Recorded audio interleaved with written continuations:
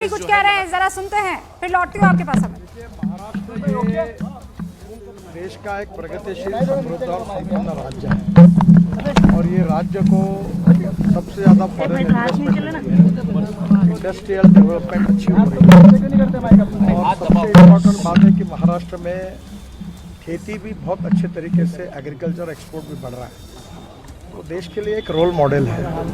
और इसलिए महाराष्ट्र के विकास के लिए और यहाँ के गांव, गरीब, मजदूर, किसान के कल्याण के लिए अच्छी सरकार और अच्छा नेतृत्व यही महाराष्ट्र के भविष्य को बदल सकता है।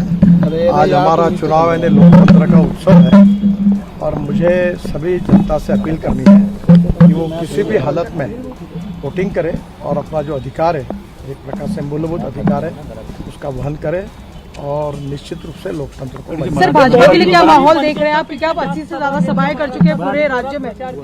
महाराष्ट्र में मेरा विश्वास है कि इस समय निश्चित रूप से हम लोग अच्छी मेजोरिटी मिलाकर चुनाव जीतेंगे। बहुत सारे नारे दिए गए, बटेंगे तो कटेंगे, उन नारों का भी असर है क्या जमीन पे? अभी सब छोड़ दीजिए, अभी सबसे इम्पोर्टेंट बात है कि लोगों को वोट देना और वोट जो है वो डेवलपमेंट के लिए, विकास के लिए, महाराष्ट्र के भविष्य को। सर 10 साल से केंद्र में सरकार, सर 10 साल से केंद्र में सरकार रही है भाजपा की, यह राज्य में भी है। आप इस बार जब महाराष्ट्र की 80 सभाएं आपने की है कम से कम, क्या आप लोगों को में क्या देख रहे हैं, क्या डिफरेंट देख रहे हैं पिछले कहीं भी महाराष्ट्र में जाइए, आपको कहीं भी विकास दिखेगा। सर चाहे महाराष्ट्र के सिंचाई प्रकल्प होंगे जो टेम्बू मैसा जैसे, वो 12,000 करोड़ में जब वाटर रिसोर्स मंत्री था तब महाराष्ट्र को दिए। 6,000 करोड़ बड़ी राजा योजना में दिए, तो 50% से ज़्यादा जिनका काम होकर बंद पड़े थे, और 6,000 करोड़ प्रधानमंत्री सिंचाई योजना में दिए।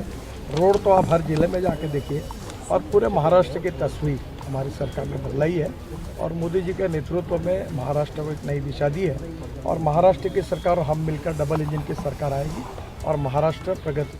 तो अकेले ऐसे मंत्री नितिन गडकरी रूबिका, जिनका काम सीधे सीधे दिखता है और वो विकास की बात कर रहे हैं। वो कह रहे हैं कि विकास के मुद्दे पर इस बार महाराष्ट्र की जनता ने वोट किया है और हमेशा विकास पर ये जो है बात करते हैं। आप इनसे अगर कंट्रोवर्शियल मुद्दों पर बात करने जाएं तो ये कहेंगे कि इस पर मैं जाता नहीं। मैं और ये देखिए, देवेंद्र फडणवीस की धर्म पत्नी इस वक्त आपको दिखाई दे रही है, अमृता फडणवीस, जो कि और खुद डिप्टी सीएम देवेंद्र फडणवीस भी आपको दिखाई दे रहे हैं, वोट डालकर पहुंचे हैं। यहां बात नहीं करेंगे, 100 मीटर का जो दायरा है वो क्रॉस करने के बाद मीडिया कर्मियों से वो रूबरू होंगे। हम तब तक का इंतजार करते हैं। देवेंद्र फडणवीस के लिए इस बार के चुनाव बहुत महत्वपूर्ण है, किस लिहाज से कि पिछली मर्तबा मुख्यमंत्री बनते बनते रह गए थे, तो क्या अगर इस बार महायुति की सरकार वापस से बनती है तो क्या मुख्यमंत्री का चेहरा होंगे? क्योंकि आप वो उनके चेहरे पर पड़ सकता था कोई भी रूबिका पिछली बार। लेकिन आप देखिए, इस बार न सिर्फ वहां पर सब कुछ दांव पर है। ये देखिए,